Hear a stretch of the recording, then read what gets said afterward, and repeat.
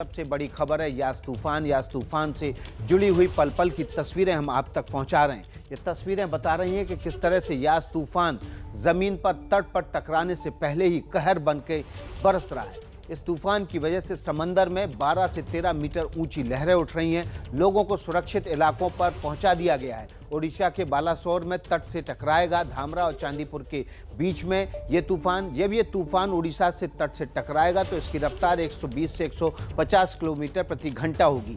अभी फिलहाल ये 45 से 50 किलोमीटर दूर है तट से और इसके अगले 1 से 2 घंटे में उड़ीसा के तट से टकराने की आशंका है। ओडिशा के बालासोर के पास धामरा में ये तट से टकराएगा। अभी जो तस्वीरें आपके सामने आ रही हैं, निचले इलाकों में अब लगातार पानी भरना शुरू हो गया है। तट जो है वो पूरी तरह से समंदर के ऊंचे लहरों की वजह से वो डूब चुके हैं। अब ये पानी तटों के किनारे बसे बस्तियों और शहरों में, गांवों में घुसना शुरू हो गया। मनोज्ञा लोईवाल हमारे साथ बालासोर से जुड़े हुए हैं, जबकि दीघा से हमारे साथ कुंतल चक्रवर्ती जुड़े हुए हैं। हम सीधे चलते हैं बालासोर और जानते हैं चांदीपुर में अभी भी क्या हालात हैं। सुबह से मनोज्ञा हमें तस्वीरें पहुंचा रही हैं। एक शब्द में अगर कहूं तो बद से बदतर हो रहे हैं हालात। उसका कारण ये है कि समुद्र और यहाँ पर जो तट था उसमें तो कोई अंतर रहा नहीं, लेकिन ऐसे बहुत सारे इलाके हैं जो टूट गए हैं। यानी कि समुद्र के आसपास की देखिए दीवार तोड़ चुका है समुद्र, और दीवार तोड़ के ये जितने होटल हैं, रिजॉर्ट्स हैं जिन्हें बंद रखा गया है, उसके अंदर तक आ चुका है पानी। लगातार ऊपर पहले माले तक पानी जा रहा है। ये देखिए लहरें, मुझे शब्दों में बताने की जरूरत नहीं है कि कितनी तेज ये लहर गिर रही है। यहाँ हम खड़े हैं, हम पर भी बार बार लहर आके लग रही है और 8 से 10 मीटर ऊंची ये लहरें लगातार बढ़ती चली जा रही हैं। और आप काले बादल, विकास अगर मैं आपसे कहूं, काले बादल देखिए आप, और उसके साथ यहाँ पर हमारे दर्शकों को दिखाना चाहेंगे कि कैसे दूर दूर तक अगर कुछ है तो सिर्फ और सिर्फ बारिश। जो तट है, तट का इलाका बार बार इन थपेड़ों की वजह से टूट चुका है। इसके आगे के तट और जितने इलाके वहाँ जो आसपास की दुकानें हैं वो उड़ गई है इस समय। और यहाँ पर ये जो थोड़ा सा जो पक्का मकान है, ये जो थोड़ा इलाका बाकी है, देखिए ये वेग है हवा का जो बार बार लहर आ रही है, लहर मार रही है। यहाँ पर इतनी तेज प्रवाह से आ रही है, 150 किलोमीटर प्रति घंटे की रफ्तार तो साइक्लोन का है। लेकिन ये जो वेग है, जो जमीन पर आ रहे हैं ये लहरें और जो ये लग रही हैं इस तट से, आमतौर पर 1 किलोमीटर का डिस्टेंस होता है। ये महत्वपूर्ण इसलिए है कि अगर 1 किलोमीटर दूर यहाँ से समुंदर रहता है, इतना लंबा बीच है, आम दिन में आप यकीन मानिए यहाँ से ट्रक गुजर जाता है। ये खासियत है चांदीपुर के बीच की, इतना शांत बीच है कि अगर DRDO या बाकी सारे अधिकारियों को अपनी गाड़ियाँ मूव करनी होती हैं तो वो समुद्र के रास्ते कई बार मूव कर देते हैं। लेकिन क्या आप कोई देखकर विश्वास करेगा कि ऐसा ही होता है? कैमरा पर्सन मान से कहूँगी कि वो जरा बाएं ये तस्वीरें दिखाएं, दाईं तरफ, कि किस तरह से तट पूरा टूट चुका है। कैमरे पे दरअसल स्क्रीन पर इतना पानी आ रहा है कि हमारे लिए मुश्किल है आपको तस्वीरें दिखाना।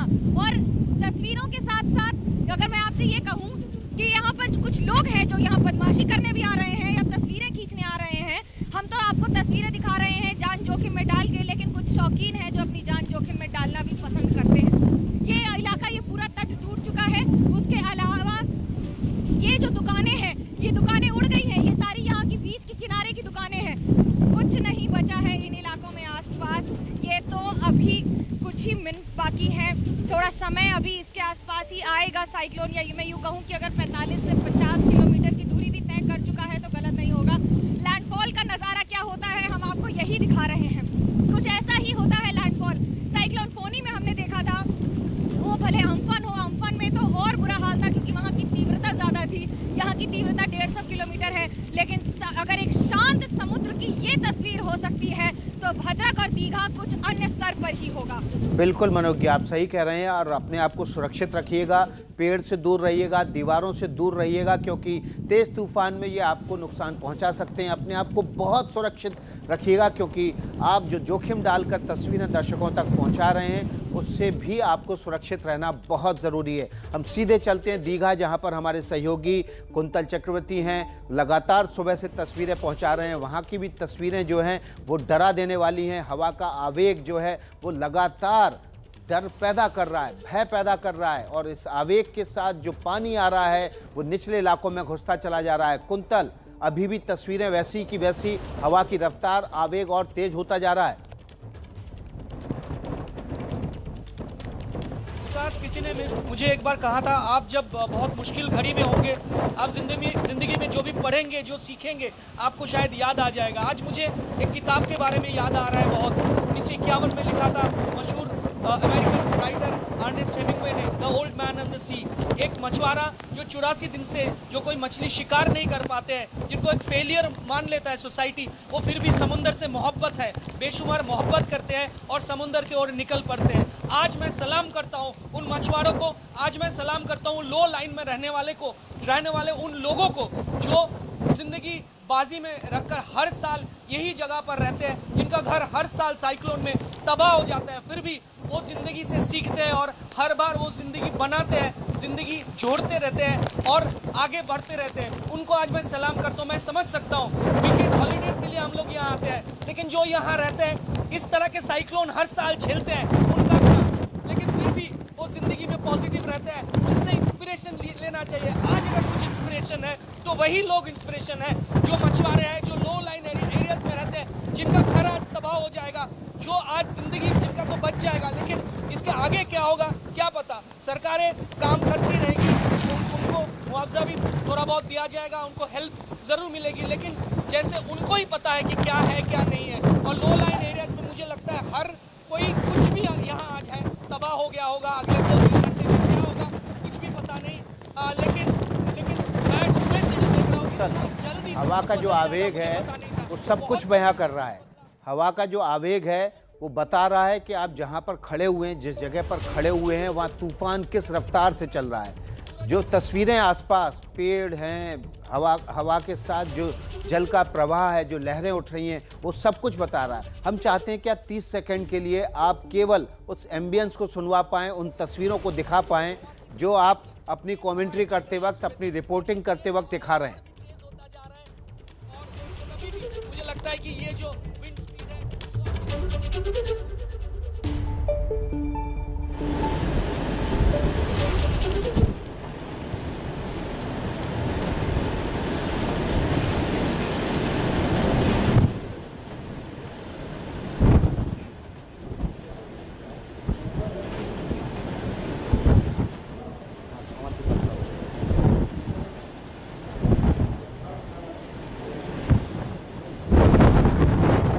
तस्वीरें देख रहे हैं इस वक्त दीघा से, जहां पर हवा के आवेग और जल की बड़ी ऊंची लहरों के साथ जो चक्रवात है वो टकराने से पहले जिस तरह की तस्वीरें और हालात पैदा कर रहा है, उसकी जोखिम भरी रिपोर्टिंग सबसे पहले आप देख रहे हैं। सबसे भरोसेमंद रिपोर्टिंग एबीपी न्यूज़ पर देख रहे हैं। मनोज्ञा लोईवाल चांदीपुर से और दीघा से कुंतल चक्रवर्ती लगातार बने हुए हैं। अभी छोटा सा ब्रेक ले रहे हैं, फौरन हाजिर होते हैं।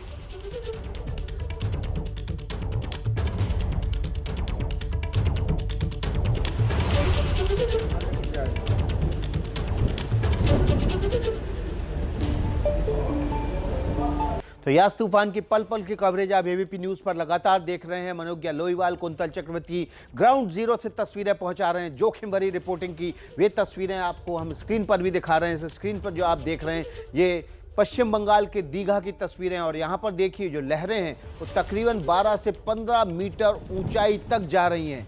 यहाँ पर हवा का आवेग इतना ज़्यादा है कि आसपास खड़े व्यक्ति की बातचीत सुनना भी बहुत मुश्किल है।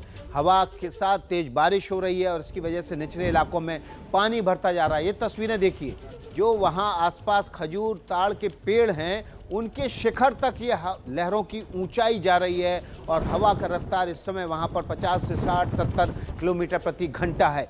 इस रफ्तार और आवेग से जब तूफान टकराएगा तो आप अंदाज़ा लगा सकते हैं कि 1 घंटे बाद जब ये तूफान पूरी ताकत से तट से टकराएगा तो क्या हालात पैदा होंगे। ये तस्वीर अब से आधे घंटे पहले की है और तब भी हवा के आवेग और तेज़ बारिश की वजह से हालात कुछ इस कदर थे कि जो समुद्र तट है वो अब मूलतः जो समुद्र तट होता है वहाँ से 1 किलोमीटर अंदर तक सरक लग गया है। हम आपको इस सामने एक और खबर रख दें, यास तूफान से जुड़ी हुई है। भुवनेश्वर एयरपोर्ट को कल सुबह 5 बजे तक के लिए बंद कर दिया गया है। यास तूफान को देखते हुए हवाई सेवाओं पर यास तूफान का असर हो रहा है। यास तूफान को देखते हुए भुवनेश्वर एयरपोर्ट को कल सुबह 5 बजे तक के लिए बंद कर दिया गया है। इसके अलावा कोलकाता एयरपोर्ट को भी देर रात 7:45 बजे तक के लिए बंद कर दिया गया है। हवाई सेवाओं पर, पूर्वोत्तर में तमाम हवाई सेवाओं पर अब यास तूफान का असर दिख रहा है। भुवनेश्वर और कोलकाता एयरपोर्ट को बंद कर दिया गया है। कोलकाता एयरपोर्ट 7:45 बजे तक, आज रात 7:45 बजे तक बंद रहेगा, जबकि भुवनेश्वर एयरपोर्ट कल सुबह 5 बजे तक बंद रहेगा। यास तूफान का सीधा असर पड़ रहा है तटीय इलाकों के अलावा अब भीतरी इलाकों पर, जहां पर हवाई सेवाएं भी प्रभावित हो रही हैं। आज तूफान यास पश्चिम बंगाल से भी टकराएगा। बंगाल के कई इलाकों में रेड अलर्ट है। भारी से भारी बारिश का अनुमान है। 9 लाख लोगों को सुरक्षित ठिकानों पर पहुंचाया गया है। तूफान के खतरे और तैयारियों को लेकर पश्चिम बंगाल की मुख्यमंत्री ममता बनर्जी ने अधिकारियों के साथ बैठक की, कंट्रोल रूम में तैयारियों की समीक्षा की और जायजा लिया। ये उस वक्त की तस्वीरें हैं जब ममता बनर्जी पश्चिम बंगाल के कोलकाता में बनाए गए कंट्रोल रूम पहुंची थी, ताकि यास तूफान से निपटने के लिए की जा रही तैयारियों की समीक्षा कर सकें।